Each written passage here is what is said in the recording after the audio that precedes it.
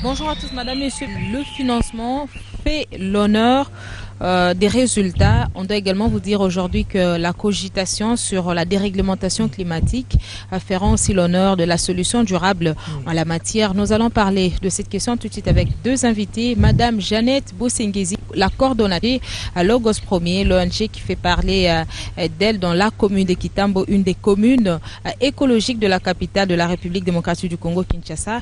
Elle ne sera pas seule, c'est avec monsieur Jean-Paul Kanyinda. Merci aussi d'être avec nous. Vous êtes président des Green Team de Cali. Oui. Là, on parle anglais. Merci et bienvenue sur ce plateau. Merci. Avec vous, nous allons parler à changement climatique. Nous savons que nous sommes à quelques jours seulement de la grand-messe de Paris. Donc, des cogitations en la matière sont donc importantes parce que aujourd'hui, cette question de la déréglementation climatique n'épargne personne. Madame Jeannette Bosengezi. Oui, merci Madame Bibiche. Comme nous devons parler du changement climatique, je crois tous, personne ne peut dire que on ne constate pas la déréglementation du changement climatique. C'est tout le monde qui le constate. Nous avons suivi dernièrement en France ce qui s'est passé. La Côte d'Azur qui a été frappée. La Côte d'Azur qui a été frappée. Tout ça, c'est à cause du changement climatique. Et je crois tel que nous sommes là en tant que des responsables, chaque personne est concernée. Toute personne est concernée pour essayer de réfléchir qu'est-ce que nous devons faire, comment nous devons nous comporter pour qu'il y ait au moins une réparation. Une réparation, je pense bien que Green Team est une partie de cette réparation, comme vient d'être, comme Maman Jeannette Bosengezi vient de le dire. Oui, merci beaucoup Madame Bibiche pour la parole que vous m'avez accordée. Comme Maman vient de le dire, aujourd'hui, le changement climatique constitue la plus grande menace que le monde n'a jamais connue. C'est même cette raison qui a milité au fait, à la mise en place de Green Team. Oui, c'est l'une des raisons. En fait, le Cali Green Team, c'est-à-dire le Kiver de Cali, a été créé en 2013. Maintenant, notre vision est de susciter dans la population congolaise une mentalité verte. Et comment est-ce que vous comportez, comment est-ce que vous faites, comment est-ce que vous comptez faire inciter au fait cette population à avoir cette mentalité verte? Oui, justement, c'est ainsi que quand l'esprit vert a commencé chez nous à Cali, mais cet esprit était tellement grand chez nous, alors on ne pouvait pas les contenir seuls à Cali. Nous avons voulu intéresser les étudiants pour une meilleure manière de faire les choses. Alors, nous avons fait un réseau de Green Team. On a commencé avec les étudiants de l'USAIU, de l'ISP Gombe. Plus ou moins combien de membres aujourd'hui? Nous avons environ 7 universités qui sont membres de notre réseau, le réseau de Green Team. Ça a changé quelque chose au sein des universités? Oui, ça a changé beaucoup de choses, parce que maintenant nous saluons l'implication des étudiants congolais en matière de la gestion responsable de l'environnement. Ça a changé beaucoup et je crois que le futur est vraiment prometteur, madame. Alors, Madame Jeannette Bosengezi, gestion responsable de l'environnement, nous sommes à Kinshasa, nous savons que la capitale est gagnée au fait par cette présence indésirable des sachets, des bouteilles en plastique et vous travaillez plus dans l'assainissement. Qu'est-ce que ça vous dit tout de suite? Oui, merci Bibiche pour la question. Jean-Paul l'a bien dit qu'il faut une gestion responsable. Une gestion responsable de l'environnement, une gestion responsable. Parce qu'aujourd'hui, quand vous voyez les comportements de la population, ils ne comprennent même pas qu'est-ce que nous sommes en train de faire. Ils ne comprennent pas que quand on assainit, c'est pour leur bien. Et je crois que c'est un travail de longue haleine. Et il faut que les autorités, le gouvernement puissent se saisir de cette question et commencer par la sensibilisation de la population. Il faut que la population soit sensibilisée pour que la population puisse changer de comportement. Aujourd'hui, nous avons des sachets partout. Ça enlaidit d'abord la ville de Kinshasa, qui est notre capitale. Ça, aujourd'hui, quand j'ai vu avant-hier, il a plu. Je crois que vous êtes passé par la route Matadi. Vous aviez vu combien de sachets il y avait sur la chaussée. Vous avez vu combien de boîtes, les bouteilles en plastique. C'était pas beau à voir. Et aujourd'hui, il faut que la population puisse s'impliquer pour qu'il y ait une gérance responsable de l'environnement. Alors, le tournage de cette émission coïncide avec la publication, c'est pas la présentation du rapport OMD 2000-2015 par le Premier ministre aujourd'hui, c'était à l'hôtel du gouvernement. Et j'ai tiré quelque chose qui m'intéresse par rapport à l'assainissement. On nous dit que le système d'assainissement du pays demeure dérisoire en dépit des efforts conjugués. Qu'est-ce que ça vous dit tout de suite? Est-ce que vous êtes d'avis par rapport à ce rapport qui vient d'être publié aujourd'hui? Oui, je suis un peu d'accord avec vous parce que je crois que si vous faites le tour de la ville, et nous avons 24 communes. L'assainissement ne devait pas seulement se limiter à Kinshasa. Si vous allez sous autres cieux, je crois qu'on n'a pas inventé la roue. Si vous allez sous d'autres cieux, c'est quelque chose de normal. Donc, surtout sous d'autres cieux, c'est un travail qu'on fait tous les jours. Parce que c'est tous les jours, au quotidien, c'est tous les jours qu'on produit des déchets. Mais la proportion de la production par rapport aux autres pays n'est pas assez importante. Non, ne croyez pas que c'est à Kinshasa que c'est vraiment très important. C'est parce qu'à Kinshasa, au Congo, on ne gère pas nos déchets. Sous d'autres cieux, on gère les déchets. La population est sensibilisée. À partir déjà des ménages, on gère les déchets, on fait les tris. Mais ici, le comportement est autre qu'ailleurs. Et c'est pourquoi nous voyons qu'il y a trop de déchets à Kinshasa. Mais je crois que nous ne produisons pas plus de déchets qu'ailleurs. Mais c'est le manque de la gestion. La politique de recyclage. Pas seulement la politique de recyclage. Avant de recycler, il faut commencer à attaquer les causes. Pas les conséquences, mais les causes. Et les causes, c'est la population n'est pas sensibilisée. La population n'a pas cette éducation.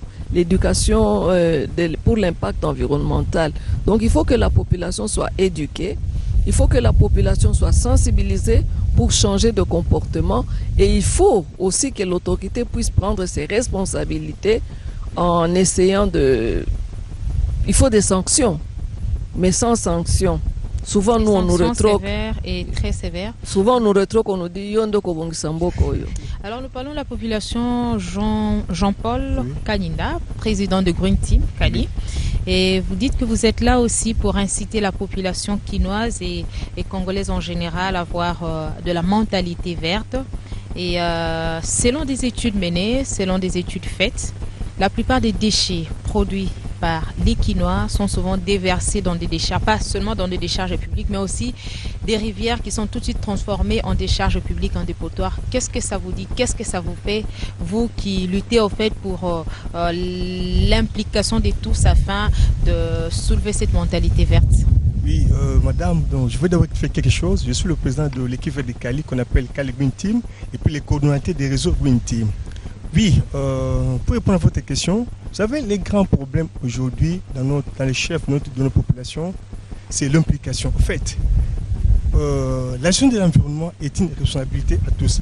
Un moniteur agricole a dit aux habitants d'un village, si vous ne prenez pas en main le développement de votre terroir, une autre personne le fera à votre place et peut-être contre vous. Donc, nous devons considérer que la RDC, c'est notre pays et que son environnement nous intéresse. Il faut que tout un chacun de nous fasse quelque chose. Vous savez, aujourd'hui, pour gérer bien l'environnement, ne demande pas des études spéciales. C'est-à-dire, nous ne demandons pas à tout le monde d'être diplômé en environnement. Mais ce qui est certain sûr est que tout le monde là où il est peut faire quelque chose pour l'environnement. Je donne un exemple très simple. Aujourd'hui, pour planter un arbre, ne demande pas un diplôme spécial, Madame Bibiche. Tout le monde peut aider le pays de l'avant. Mais s'il faut parler de la gestion des ordures, la gestion des déchets, aujourd'hui on nous parle d'une gestion responsable. Qu'est-ce que ça vous dit? Vous militez au fait pour instaurer cette mentalité verte? Oui, dans un premier temps, nous sommes dans des sensibilisations, dans des campagnes. Et nous sommes vraiment dans des sensibilisations. Vous sensibilisez qui et comment vous le faites? Oui, d'abord, comme j'ai dit au début, nous avons ciblé d'abord les étudiants. Parce qu'on dit les étudiants, c'est l'idée de demain. Moi, je dis que c'est l'idée d'aujourd'hui. Nous allons commencer avec les étudiants et petit à petit, nous allons atteindre, je crois, toutes les couches de la population. Ce n'est pas un travail d'un jour, mais ça demande quand même un peu plus de temps. Mais je crois qu'on est positif, on va y arriver, madame. Alors, les rivières, les caniveaux qui sont tout de suite transformés en dépotoirs, Qu'est-ce que ça vous dit, Madame Jeannette Boussinkis? Oui, ça fait très mal, Madame Bibiche, quand on rencontre, aujourd'hui, quand on crie, je reprends toujours ce qu'on dit, l'État a la biso, les camboyo. Assainir, ce n'est pas seulement le balayage, parce que les gens croient que assainir, l'assainissement, c'est seulement balayer. Mais quand on vous construit des caniveaux, c'est aussi l'assainissement. Et ces caniveaux, souvent, on les construit, c'est pour drainer l'eau. Mais quand vous y jetez les immondices, quand vous transformez ces caniveaux en dépotoirs, nous vivons des dégâts. Il y a mort d'homme souvent quand il y a des érosions.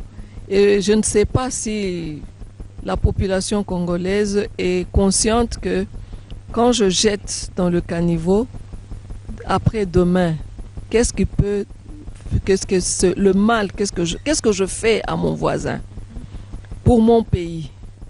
Aimer d'abord son pays. L'amour de la patrie. Voilà. On a travaillé. Le patriotisme oblige et vous êtes un partenaire important aussi de la campagne d'éveil de conscience patriotique et civique BISSO. BISSO. Et quand vous voyez ça, à chaque fois que vous venez participer aussi à ces genres d'activités, à ces genres d'actions vertes, qu'est-ce que vous pouvez dire aux autres structures? Qu'est-ce que vous pouvez dire aux autres, donc aux Congolais, aux Congolaises qui vous suivent? Qu'est-ce qu'ils peuvent aussi faire? Parce que c'est une action bénéfique pour non seulement la capitale, mais pour le pays en général.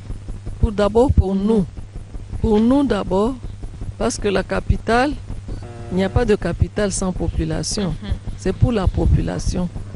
Parce que nous n'avons que le seul héritage que nous avons, c'est cette terre, c'est ce Congo. Où que vous alliez, même si vous changez de nationalité, on vous dira toujours d'origine congolaise. Donc nous devons commencer par aimer notre pays. Nous devons commencer par aimer ce que nous faisons. Essayer de sensibiliser. Si le gouvernement construit des caniveaux aujourd'hui, moi je prends la décision de ne plus utiliser les caniveaux comme ma poubelle. Je crois que c'est aussi quelque chose qu'on fait. Ça ne demande pas la police, hein, c'est un problème de conscience. C'est un problème de conscience et puis pas seulement de conscience où il faut réveiller la conscience, mais c'est un problème de mentalité, un problème d'éducation, l'éducation de base. Parce qu'aujourd'hui, si vous commencez, c'est pourquoi je suis en train d'appuyer les Green Team, parce que les étudiants aujourd'hui, s'ils commencent, vous commencez avec les enfants à la maison. Vous dites aux enfants, on ne jette pas dans les caniveaux, on ne jette pas n'importe comment. Vous prenez même un seau qui est déjà cassé, vous en faites une poubelle parce que vous allez dire, je n'ai pas les moyens pour m'acheter peut-être une poubelle. Et petit à petit, quand la maman, surtout la maman, quand elle commence à sensibiliser, j'ai toujours dit, la femme transmet des valeurs. Et quand vous commencez à éduquer l'enfant dès le bas âge, cet enfant va grandir avec cette mentalité et vous ne verrez jamais cet enfant qui a grandi avec cette mentalité, cette sensibilisation, cet éveil de conscience, utiliser les caniveaux comme dépotoir. Je crois qu'il va toujours se rappeler, on m'a dit, soit à l'école, soit à la maison, qu'on n'utilise pas les caniveaux comme poubelle. Alors, vous avez éduqué le samedi, vous et Green Team, BISSO, B1 vous ont également accompagné. Nous allons prendre ce reportage, on se retrouve juste après.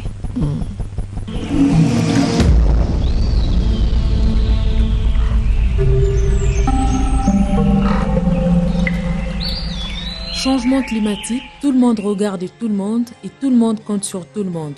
Le plus averti s'affiche déjà à travers des actions vertes et très pragmatiques, cas de la campagne d'éveil patriotique BISSO qui transmet des vertus, de prise de conscience, des responsabilités civiques. Au nombre de tout cela, la donne écologique à travers des campagnes d'assainissement visant un environnement salubre et propice pour le développement de la nation. Salongo, c'est du pratique quoi. Hein? L'homme s'implique dans les actions directes de son pays. Nettoyer devant sa maison, arranger, ne pas jeter le papier sur la route. Une idée écologique salvatrice de grande portée à laquelle se joignent plusieurs autres structures. Je voulais accompagner BISSO dans son initiative qui m'a plu. Moi, c'est quand tu dis BISSO, j'ai toujours chez nous. Et si je suis accompagnée aujourd'hui des étudiants, c'est parce que je voudrais sensibiliser les étudiants, les étudiants de Green Team, les Green Team de chaque institution, à l'ISP, à l'UPC, à l'ISAI, au campus, à l'UPEN, que les étudiants puissent aussi s'impliquer dans le domaine de l'environnement, parce que l'environnement, c'est l'affaire de tous. Et les étudiants d'aujourd'hui, c'est l'avenir de demain. Et il faut que ces étudiants songent à France aujourd'hui, à laisser un héritage écologique aux générations futures. Ce matin, ce sont les étudiants regroupés au sein des Green Team qui ont donné le ton, facilement repérables de par leur tenue, munis des brosses, balais et autres matériels d'assainissement. Ces éco-étudiants ont pris d'assaut le rond-point UPEN. Aujourd'hui, la question de l'environnement n'est pas réservée qu'aux autorités, n'est pas réservée aux preneurs de décision, mais eux aussi font partie de ce processus de prise de décision et des actions qu'ils peuvent faire. Aujourd'hui, les futurs urbanistes, l'architecte peut proposer des villages ou de villes environnementales ouvertes. On a pris conscience d'être ensemble avec les autres et nous puissions vraiment se matérialiser beaucoup sur l'aspect environnemental dans tous nos projets et tous nos conceptions. La préservation de la planète, une question prise à bras le corps par ces jeunes qui, de par leurs actes écologiques, transmettent des messages verts tout en incitant les autres à leur emboîter les pas. L'assainissement reste un outil indispensable à la santé publique. Donc, si nous faisons ceci, c'est pour essayer aussi de sensibiliser nos camarades à la question de l'environnement. Éduquer une femme, c'est éduquer toute une nation et la femme doit transmettre ses valeurs et tout. Et en tant qu'étudiant, nous sommes en train de transmettre ces messages à tous étudiants de prendre conscience sur notre environnement. Si nous gardons notre environnement sain, nous protégeons notre nature. Bissau, qui se voit du jour au lendemain une culture citoyenne par l'appropriation de tous, ne jure que pour le bien-être du Congo par les Congolais.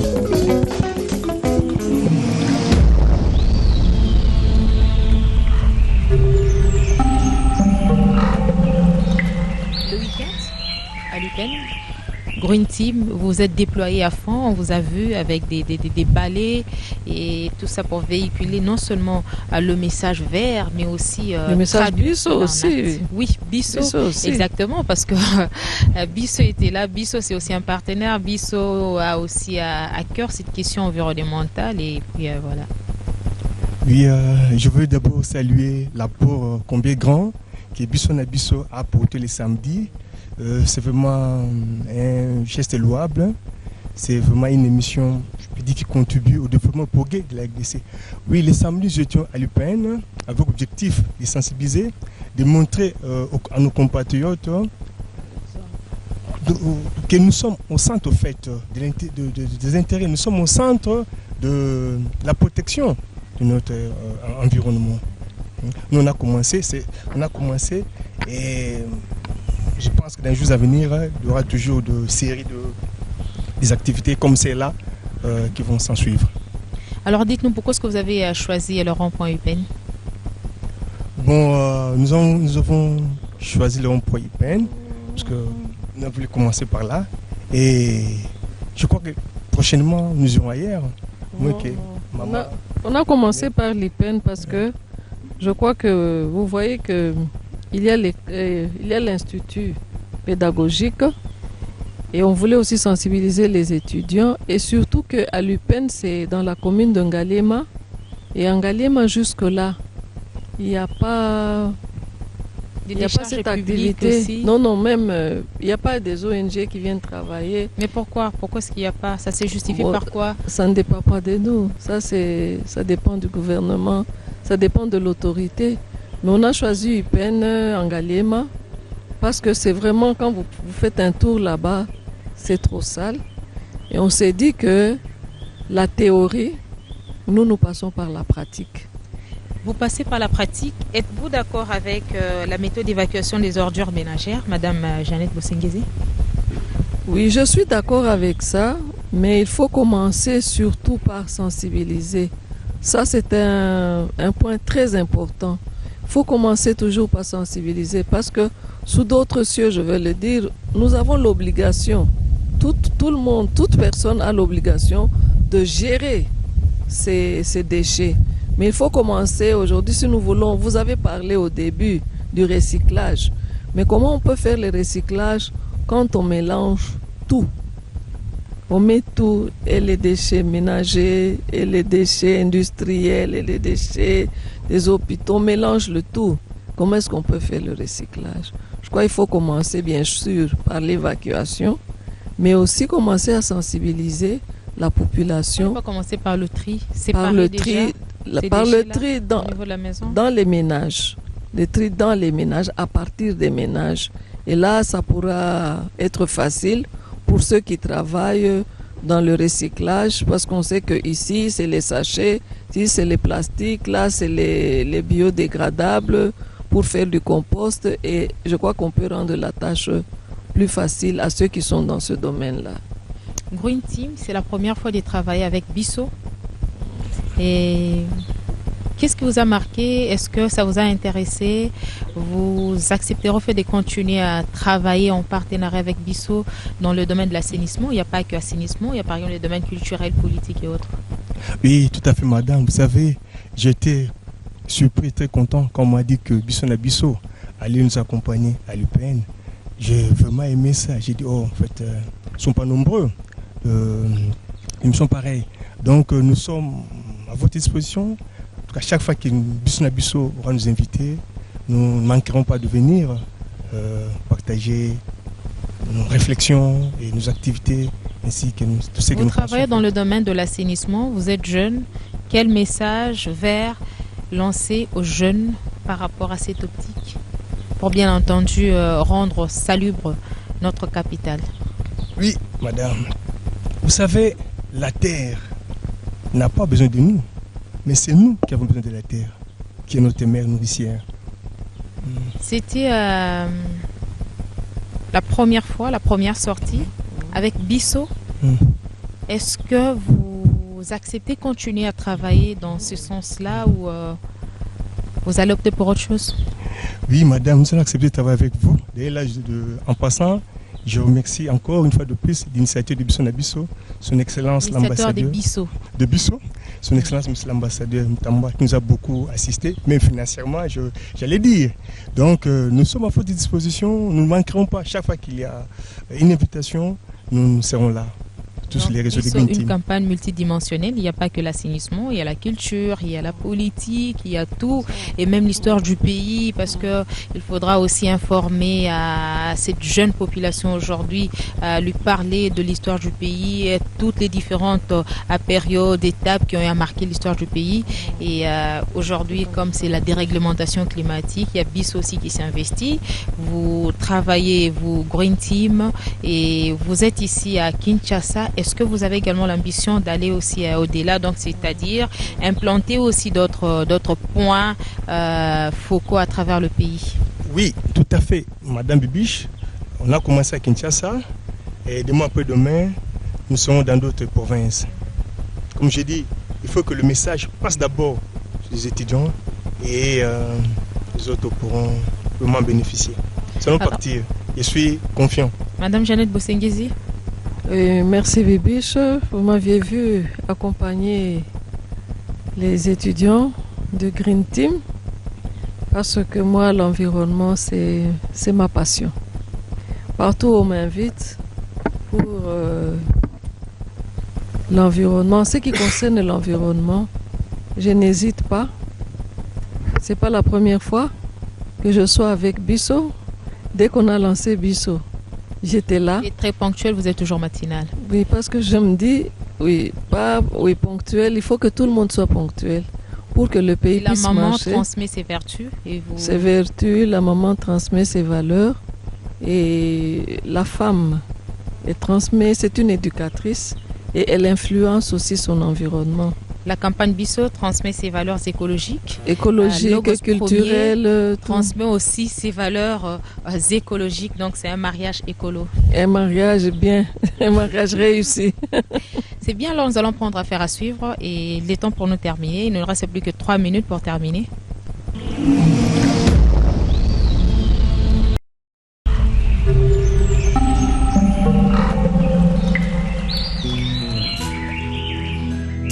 RD Congo alerte à l'assèchement du lac Tumba et quelques cours d'eau du pays. L'ancien directeur national du Fonds mondial pour la nature, Raymond Lumbwenamo, annoncé en août dernier à Kinshasa devant de membres du gouvernement et de partenaires de la RDC à l'occasion du 10e anniversaire de la présence de cette organisation internationale de conservation en RD Congo, l'assèchement du lac Tumba qui a perdu au moins 3 mètres en moyenne de sa profondeur. Si l'on y prend garde, la République démocratique du Congo pourrait subir le même sort que le Tchad, donc le lac s'est drastiquement rétréci, a-t-il averti, soulignant que le gros poisson y sont devenus rares et que seuls les nufretins sont attrapés avec difficulté. Pour Raymond Lumbwenamo, la RD Congo, considérée comme un joyau pour sa position au sein du bassin du Congo, où elle est tributaire à 75% de sa forêt et son eau, les pays ne vaut aucun penny. Nulle part au monde, un pays n'en dépend comme la RD Congo, plaidait cet homme des sciences, soulignant qu'une prise de conscience de ce fait doit pousser le Congolais à mener le combat légitime de protéger leurs forêts, non pas tant pour l'humanité, mais pour eux-mêmes.